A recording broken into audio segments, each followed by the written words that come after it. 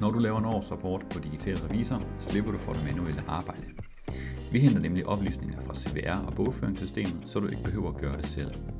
Når oplysningerne og tallene er hentet, skal du vælge hvilken type erklæring du vil lave. Du kan enten selv afgive den eller tilkoble en rådgiver, der giver den for dig.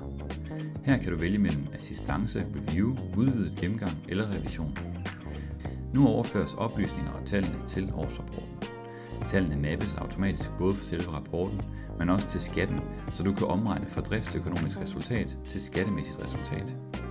Derefter håndterer Digital Revisor skatten. Værktøjet beregner det skattemæssige resultat, selskabsskatten og håndterer resultatdisponering og udbytte. Nu er årsrapporten udfyldt og klar til at blive underskrevet. På baggrund af data fra CVR finder vi automatisk ud af, hvem der skal underskrive. Du skal bare indtaste en mail og sende den afsted. Derefter er du klar til indberetning. I det sidste trin får du en oversigt, der viser, hvilke felter og præcise tal, der skal skrives på selvangivelsen. Til sidst sender du årsrapporten til Erhvervsstyrelsen ved at klikke på den grønne knap. Digital Revisor er nemt, hurtigt og enkelt.